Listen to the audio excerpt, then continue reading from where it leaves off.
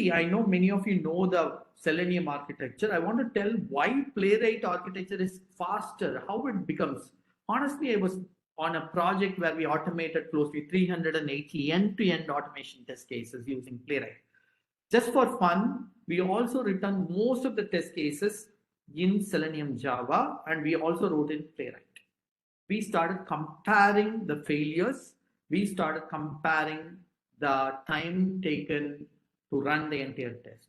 Honestly, I'm vouching, I'm honestly stating this. This is the truth.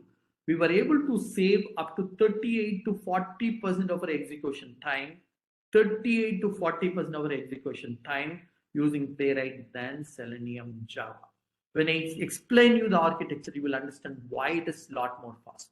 Okay, so stay with that. We are talking about stateless conversation to using the same connection. So how does it communication happen faster? So that makes a lot more faster. Playwright runs really faster, and it saves me almost 40% of the execution time, which made it to run faster. You don't have to build a big Docker engine, big Kubernetes engine. You should be able to save 40% straight by switching the engine to Playwright. One.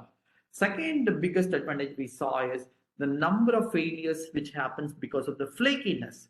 The flakiness which comes because of your stale element exception, or because of your timeouts, or because of your element behavior not willing to do it because of your expected conditions which is going wrong against you. All this started getting away, and especially browser related problems, which is version related, managing these versions, all this also becoming challenging. All this ran away.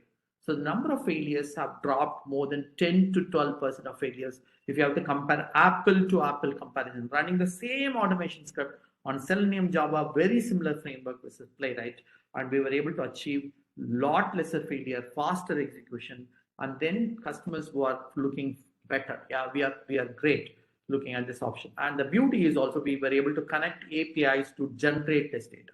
I'll talk about it. We'll see a demo also, right? Broadly, this is all the reasons why we talked about. Now, you assume that you're doing Selenium Java, right? In Selenium.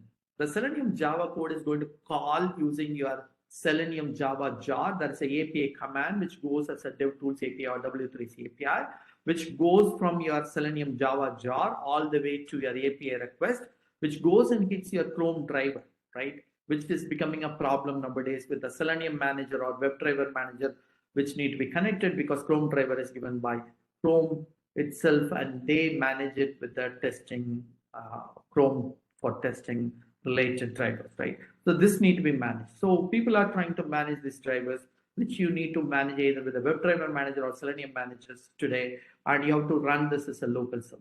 Technically, it runs as a local server, right? With a port of 55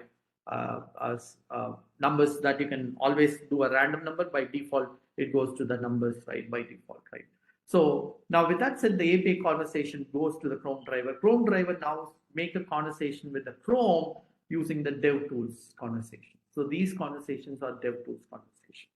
So technically, Chrome driver is built by the Chrome or the browser vendor, and they communicate as an internal call. Predominantly, this call is a Python based, because here is where the Chrome driver sits with the JavaScript on Python, and communication happens through the DevTools API today, and the communication is done and the response comes. So many times the request comes back as an API call, and then it need to be passed as a JSON and then put back to the language binding. That happens today. Now this